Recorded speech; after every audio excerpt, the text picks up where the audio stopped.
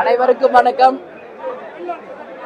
இன்றைக்கு தேசிய முற்போக்கு திராவிட கழகத்தின் நிறுவன தலைவர், எங்கள் அன்பு கணவர், தலைவர் புரட்சி கலைஞர் கேப்டன் அவர்களுக்கு மிக உயரிய விருதான பத்மபூஷன் விருது இன்னைக்கு பெற்று தலைமை கழகத்தில் எங்களுடைய மாவட்ட கழக செயலாளர்கள், நிர்வாகிகள், தொண்டர்கள் மத்தியில் அதை கேப்டன் பாதத்தில் இன்னைக்கு சமர்ப்பித்து எல்லா புகழும் கேப்டனுக்கே, எல்லா புகழும் கேப்டனுக்கே, எல்லா புகழும் கேப்டனுக்கே என்று சொல்லி அவர் இந்த 45 ஆண்டு காலம் திரையுலகிலும் சரி, அரசியலிலும் சரி, பொது வாழ்க்கையில் அவர் செய்த சேவைகளுக்காக மத்திய அரசு கேப்டனை பாராட்டி சீராட்டி இன்னைக்கு மிகப்பெரிய உயரிய விருதான பாரத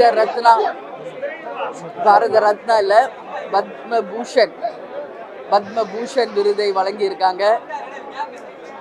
உங்க எல்லாருக்குமே இன்றைக்கு தேமுதிக மாவட்ட செயலாளர்கள், நிர்வாகிகள், தொண்டர்கள் கேப்டன் மீது அன்பு வைத்த அனைத்து நல்ல உள்ளங்களுக்கும், அன்பு உள்ளங்களுக்கும், தமிழக மக்களுக்கும், உலகத்தில் வாழும் அனைத்து தமிழர்களுக்கும் கேப்டனின் விருதை நான் சமர்ப்பிக்கிறேன்.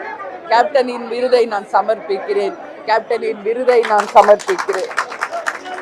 ஏன்னா கேப்டன் யாருடைய தலைவர்? மக்கள் தலைவர், மக்களுக்காகவே வாழ்ந்தவர். அதனால அவருக்கு கிடைச்ச அந்த உயரிய விருதை தமிழக மக்களுக்கும், உலக தமிழர்களுக்கும், எங்கள் கழகத்தில் இருக்கின்ற அனைத்து மாவட்ட செயலர், நிர்வாகிகள், தொண்டர்களுக்கு, எங்கள் குடும்ப உறுப்பினருக்கு அதை நான் சமர்ப்பிக்கிறேன்.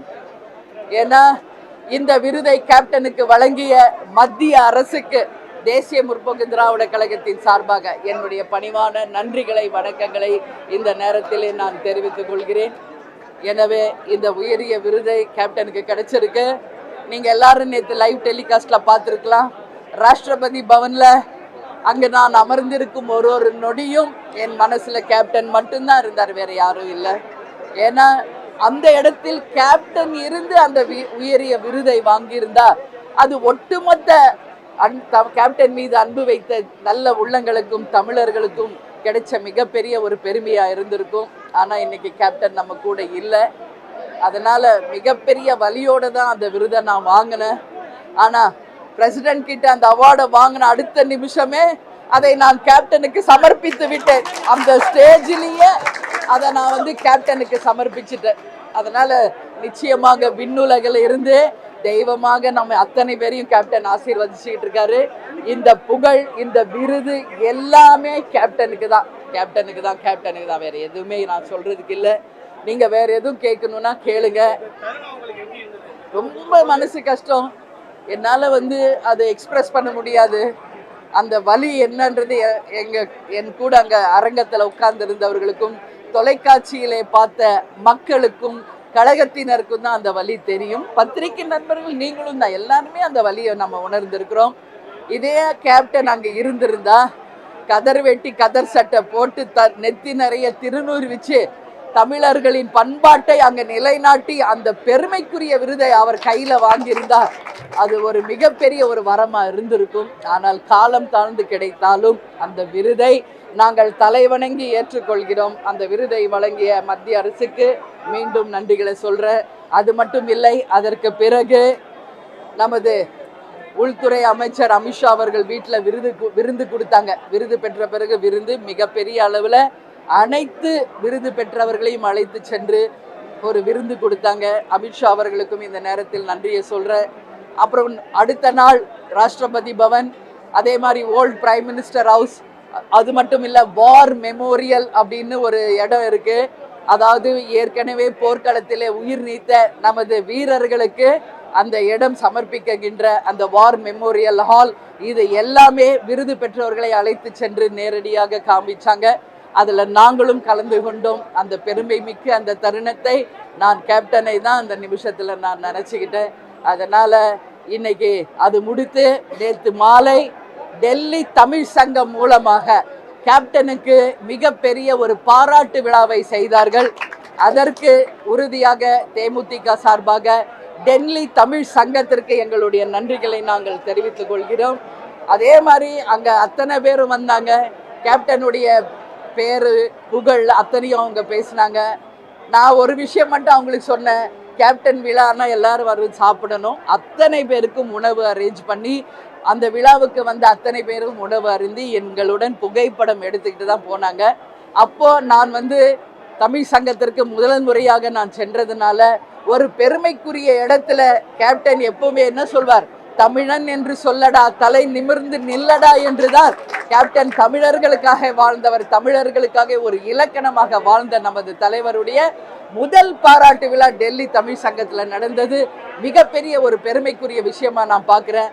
எனவே நேற்று நான் பேசும்போது தமிழ் சங்கத்திற்கு, டெல்லி தமிழ் சங்கத்திற்கு ஆண்டுதோறும் கேப்டன் பிறந்த நாள் அன்றைக்கு தமிழ் சங்கத்திற்கு 1 லட்சம் ரூபாய் தேசிய முற்போக்கு திராவிட கழகத்தின் சார்பாக நாங்கள் தருவோம். அது வைந்து அங்க நலிவுற்றவர்கள், உதவி வேண்டுபவர்கள், படிப்புக்கு, மருத்துவத்திற்கு, திருமண உதவி, சுயதொழில், அது மாதிரி எந்த விஷயமா இருந்தாலும் அவர்களுக்கு அந்த நிதி போய் சேரணும் அப்படின்னு சொல்லி அந்த நிதியை நேற்று அறிவிச்சிருக்கோம்.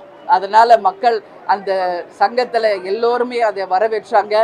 எனவே கேப்டன் புகழ் என்னைக்கும் நிலைத்து இருக்கும் வரை இந்த கோவிலில் தினம்தோறும் அன்னதானம், இது வரைக்கும் கேப்டன் மறைந்த போது 15 லட்சம் பேர், இந்த 4 மாசத்துல கேப்டனை கோயிலை வந்து தரிசித்து உணவருந்தியவர்கள் 15 லட்சம் பேர் என்று லிங்கன் புக்ஸ் ஆஃப் ரெக்கார்ட்ஸில் ஒரு கின்னஸ் ரெக்கார்டுக்கு ஈக்குவலாக ஒரு விருது வழங்கியிருக்காங்க. அது அத்தனையுமே இந்த புகழ் அத்தனையும் கேப்டனுக்கு தான். ஏன்னா அவர் ஒரு தங்க பாதையை அமைச்சு கொடுத்துட்டு போயிருக்காரு மக்களுக்காக. அந்த தங்க பாதையில் தேமுதிக பயணிக்கும்.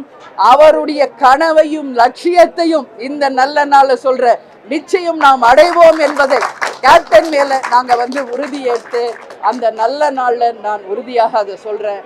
அதனால நிச்சயமாக அவர் புகழ் இந்த யுகம் இருக்கும் வரை இருக்கும். அவருடைய புகழ் அனைத்து தமிழர்களுக்கும் நான் சமர்ப்பிக்கிறேன் என்று தெரிவித்துக் கொள்கிறேன்.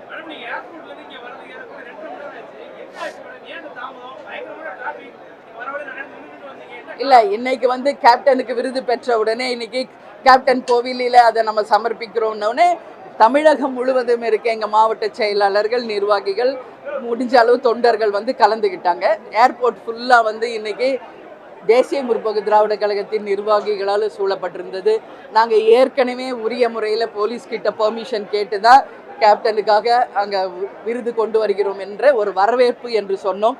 ஆனால் காவல்துறை வந்து அதை சரியாக செய்ய விடாமல் தேர்தல் விதிமுறைகள் இருக்கிறது அப்படின்னு சொல்லி எல்லா வண்டிகளையும் டைவர்ட் பண்ணி எல்லாரும் இங்கே வந்து சேர முடியாமல் காலதாமதம் பண்ணதுனால தான் ஏறக்குறைய 2 மணி நேரம் ஆயிடுச்சு இன்னைக்கு தலைமை கழகத்துக்கு நாங்கள் வந்து சேர. அது மட்டும் இல்லை, வழிநெடுக்க ஒரு மிகப்பெரிய தேசிய முற்போக்கு திராவிட கழகத்தின் தொண்டர்களுடைய வரவேற்பும், அதே துறை காவல்துறை கொஞ்சம் கோஆப்ரேட் பண்ணியிருந்தா இன்னும் நாங்கள் 1 மணி நேரத்துக்கு முன்னாடியே வந்திருப்போம். ஆனால் அவங்க வந்து வாகனங்களை அனுமதிக்கலை, எங்கள் தொண்டர்களை அனுமதிக்கலை. அதனால தான் இந்த காலதாமதம். ஆனால் நிச்சயமாக நாங்கள் என்றைக்குமே சட்டம் ஒழுங்குக்கு கட்டுப்பட்டவங்க தான். காவல்துறையிடம் முறைப்படி அனுமதி பெற்று தான் இன்னைக்கு வரவேற்பு நாங்கள் நடத்தியிருக்கோம்.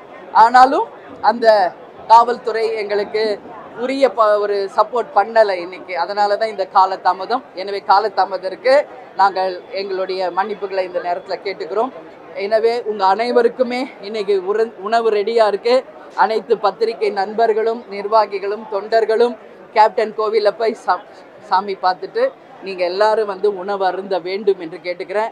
அவர் வாங்கின அந்த பத்மபூஷன் விருது, அந்த மெடல், புக்கு எல்லாமே கேப்டன் கோவிலில் அவர்கிட்ட நான் சமர்ப்பிச்சிருக்கேன். நீங்கள் எல்லாரும் போய் அதை புகைப்படமாகவும் வீடியோவும் எடுத்துக்கொள்ளலாம் அப்படின்னு உங்ககிட்ட சொல்லி, நீங்கள் வேறு எதுவும் கேட்கணுனாலும் கேளுங்க.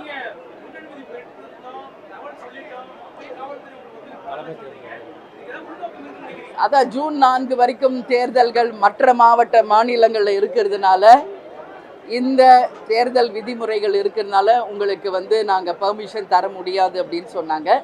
ஆனாலும் எங்கள் தொண்டர்கள் வந்து எல்லா பக்கம் இருந்து வந்ததுனால அவங்க அமைதி ஊர்வலம் தான். என் வாகனத்துக்கு பின்னாடி அமைதியான முறையில் தான் அவங்க ஊர்வலம் வந்தாங்க. ஏன்னா கேப்டன் சன்னதியை இன்னைக்கு தரிசிக்கணும், அவர் வாங்கின பத்மபூஷன் விருதை அவர் காலடியில் சமர்ப்பித்து அவருடைய ஆசீர்வாதத்தை வாங்கணுன்ற எண்ணம் தானே ஒரே வேறு எதுவும் இல்லை.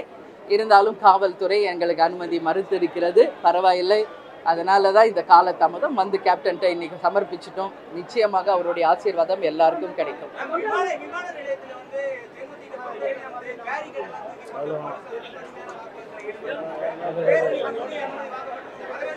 ஆமாம், முன்னாடியே நம்ம அனுமதி வாங்கினோம். பட்டு ஆமாம் வரவேற்புன்னு சொல்லி நம்ம அனுமதி வாங்கியிருக்கோம்.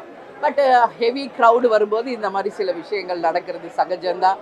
ஆனால் எங்கள் தொண்டர்கள் என்றைக்குமே இராணுவ கட்டுப்பாட்டுக்கு இணையானவர்கள். எந்த அசம்பாவிதத்திலேயோ மக்களுக்கு எந்த வகையிலும் பாதிப்பு ஏற்படுத்தக்கூடியலையோ பொது உடைமைகளுக்கு எந்த வித சேதத்தையும் எந்த காலத்திற்கும் செய்ய மாட்டாங்க. அந்த வகையில் ரொம்ப கண்ணியமிக்கவர்கள் எங்கள் தொண்டர்கள் என்பதை மீண்டும் நிரூபிச்சிருக்காங்க. ஒன்றும் இல்லை, எங்களுக்கு வாகனத்துக்கு அனுமதி கொடுங்கன்னு தான் அவங்க போய் கேட்டாங்க, வேறு எதுவும் கேட்கல. ஆனாலும் ஸ்லோவாக கொஞ்சம் கொஞ்சமாக விட்டாங்க. அப்புறம் ரொம்ப டைம் ஆகுதுன்னு நாங்கள் வந்துட்டோம். இன்னும் 200க்கு மேலே வாகனங்கள் வந்துக்கிட்டு தான் இருக்குது. எனவே ஈவினிங் வரைக்கும் எல்லாரும் வந்து கேப்டனை தரிசிச்சுட்டு போவாங்க அப்படின்றத இப்போ சொல்கிறேன். இந்த கேப்டனுக்கு கிடைச்ச இந்த புகழ் யாரால கிடைச்சது? கேப்டனுக்கு அமைந்த எங்களுடைய தொண்டர்களால தான் இந்த புகழே கேப்டனுக்கு கிடைச்சது. அந்த உண்மை தொண்டர்களுக்கு தான் நான் டெல்லியிலையும் சொன்னேன், இப்பயும் சொல்கிறேன். கேப்டனுடைய விருது எங்கள் ஒட்டுமொத்த தேசிய முற்போக்கு திராவிட கழகத்தை சேர்ந்த அனைவருக்குமே இந்த விருது உரித்தாகும். அதில் எந்த மாற்று கருத்தும் இல்லை. அதே மேலே கேப்டன் மேல் அன்பு வைத்த அனைத்து தமிழர்களுக்கும் உலக தமிழர்களுக்கும் இதை நான் சமர்ப்பிக்கிறேன். இல்லை, அது வந்து விருந்துக்கு தான் அழைச்சாங்க. யாரெல்லாம் அவார்டு வாங்கினாங்களோ அத்தனை பேருமே போய் விருந்தில் கலந்துக்கிட்டாங்க. அதில் நாங்களும் கலந்துக்கிட்டோம். மிக அன்பான உபசரிப்போடு வரவேற்றார்கள். மிக சிறப்பாக விருந்து அனைவருக்கும் தரப்பட்டது. எனவே அமித்ஷா அவர்களுக்கு நான் பாராட்டுகளை தெரிவிச்சேன். இல்லை, எதுவுமே அரசியலை பற்றியோ தேர்தலை பற்றியோ அவங்க எதுவுமே பேசலை. கேப்டனை பற்றி மட்டும்தான் பேசினாங்க. கேப்டன் இங்கே இருந்திருந்தா இன்னும் மிக சிறப்பாக இருந்திருக்கும். அப்புறம் மோடிஜி அவர்கள் சொல்லும் பொழுது கேப்டனுக்கும் அவருக்குமான நட்பை பற்றி என்னிடம் பேசினார். திருச்சியில் கேப்டனை பற்றி பொதுக்கூட்டத்தில் பேசியதும், ஒரு மிகப்பெரிய கட்டுரையை கேப்டனுக்காக அவர் சமர்ப்பித்ததும், அவர் இறந்தபோது கேப்டனுக்கும் அமித்ஷா அவர்களும் மோடிஜி அவர்களும் கண்டோலன்ஸ் லெட்டர் அனுப்புனது, அவருடனான நட்பு, இதை தான் வந்து மோடிஜி அவர்களும் அமித்ஷா அவர்களும் பேசினாங்களே ஒழிய அரசியல் ரீதியாகவோ வேறு எதுவுமே பேசல. சரிங்களா? நன்றி நன்றி. நீங்கள் எல்லாரும் வந்து சாப்பிடணும். நான் இங்கே தான் இருப்பேன். நன்றி நன்றி.